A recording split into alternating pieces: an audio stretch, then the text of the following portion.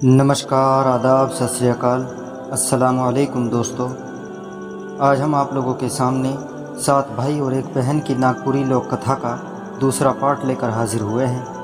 पिछले पार्ट को आप लोगों ने बहुत प्यार दिया, मैं इसके लिए आपका बार बार धन्यवाद करना चाहूँगा।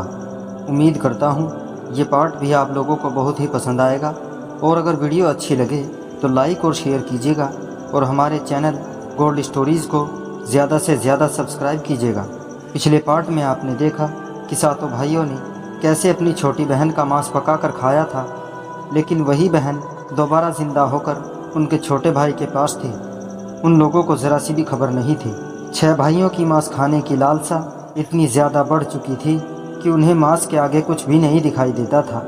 उन्हें तो बस किसी न किसी का मांस खाना था। इसी लालसा को रखते हुए वो गांव की लड़कियों पर नज़र रखने लगे। उधर छोटा भाई इन सब बातों से बेखबर अपनी छोटी बहन के साथ खुश रहने लगा, मगर ये खुशी ज़्यादा दिन तक टिकने वाली नहीं थी। एक दिन सबसे बड़ा भाई, जो मांस खाने का सबसे बड़ा लालची था, वो किसी काम से अपने छोटे भाई के पास आया। जब छोटे भाई को ये पता लगा तो वो घबरा गया, क्योंकि बड़े भाई के कहने पर ही सभी भाइयों ने अपनी छोटी बहन को मार कर खाया था। छोटा भाई जानता था कि बड़े भाई की मांस खाने की लालसा बहुत ज़्यादा बढ़ चुकी है, तो वो अपनी बहन को छुपाने की कोशिश करने लगा और जैसे तैसे करके उसने अपनी बहन को एक तहखाने में छुपा दिया और कहा कि बहन, जब तक मैं न कहूँ तुम बाहर मत आना। छोटे भाई को ज़रा सी भी खबर नहीं थी कि उसके बड़े भाई मांस खाने की लालसा रखते हुए इतने ज़्यादा लालची हो गए थे कि आज उन्होंने अपने छोटे भाई को ही मारकर खाने की सोच ली।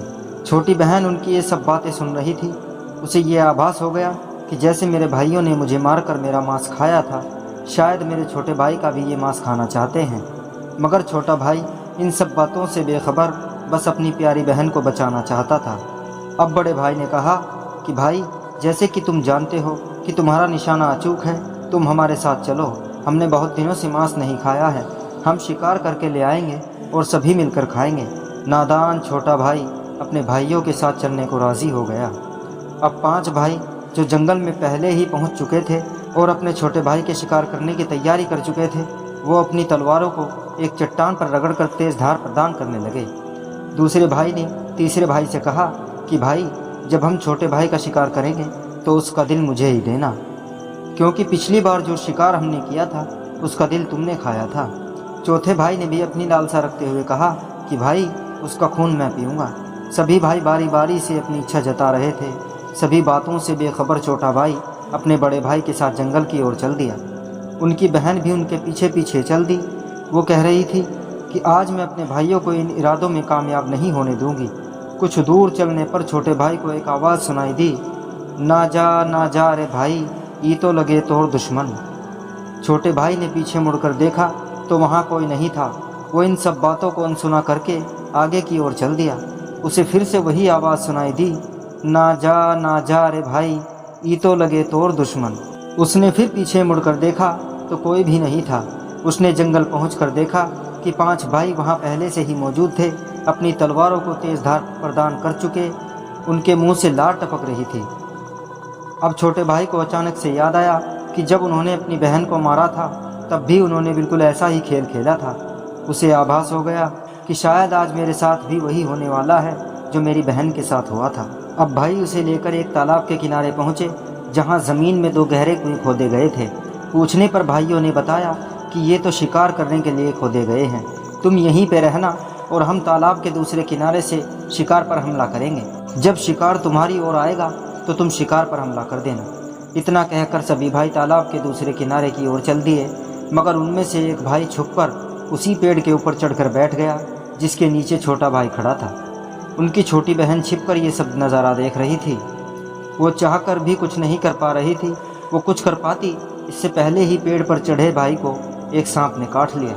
जब भाई पेड़ से नीचे गिरा तो छोटा भाई चौंक गया और उससे पूछा, तुम यहाँ कैसे आए? तुम तो भाइयों के साथ तालाब के दूसरे किनारे पर गए थे। तब सांप ने छोटे भाई को सारी कहानी सुना दी और सांप ने बताया कि मैं वही सांप हूँ जिसने 8 साल पहले तुम्हारी मदद की थी, जब तुम्हारे भाइयों ने तुम्हारी बहन को मारा था। अब बहन, जो छुपकर सब कुछ देख रही थी, वो अपने भाई के पास आई और बोली कि भाई, तुम समझते क्यों नहीं? ये तुम्हें भी ऐसे ही मारना चाहते हैं जैसे इन्होंने मुझे मारा था। ये तुम्हारा भी मांस खाना चाहते हैं। अब दोनों ने मिलकर एक योजना बनाई कि क्यों न हम उन्हें ही मार दें। तभी पास में बैठे मेंढक और केकड़े ने उसे बताया कि हम वही तीनों हैं जिन्होंने 8 साल पहले तुम्हारी मदद की थी। तब सांप बोला, तुम एक काम करो, इस पेड़ के ऊपर चढ़ जाओ और अपनी बहन को यहाँ पर खड़ी कर दो। जब तुम्हारे भाई यहाँ आकर अपनी बहन को जिंदा देखेंगे तो चौंक जाएंगे और इसे मारने की कोशिश करेंगे। तब मैं आकर इन सबको डस लूँगा और मेंढक बारी बारी से उनके मुंह में घुस जाएगा ताकि वो आवाज़ ना निकाल सके, और केकड़ा उनके पैरों के तलवों में अपना जहर फैला देगा ताकि वो जल्दी मर जाएं। कुछ देर बाद सभी भाई वापस आए और अपनी बहन को जिंदा देखकर चौंक गए। तब सबसे बड़ा भाई, जो पहले भी उसका मांस खाने की लालसा रखता था, उसके मुंह से लार टपकने लगी। उसने कहा, चलो ये भी अच्छा हुआ कि हमें फिर से अपनी बहन का मांस खाने को मिल जाएगा। बहुत दिनों से अच्छा मांस नहीं खाया। इतने में सांप ने आकर उन सबको डस लिया और सब कुछ योजना के मुताबिक हुआ और सारे भाई वहीं पर मारे गए। इतने में गांव के सभी लोग इकट्ठा हो गए। उन्होंने भी बताया कि हमारे गांव से बहुत लड़कियां गायब हो चुकी हैं जिन्हें इन सभी ने मार कर खाया है। अच्छा हुआ जो तुमने इन्हें मार दिया। सभी गांव वालों ने उनका धन्यवाद किया और फिर से छोटा भाई अपनी बहन के साथ खुशी खुशी रहने लगा। तो प्यारे दोस्तों, इस कहानी का तीसरा पार्ट हम बहुत जल्दी लेकर हाजिर होंगे। तब तक के लिए अगर वीडियो अच्छी लगे तो लाइक और शेयर कीजिएगा। बहुत बहुत शुक्रिया।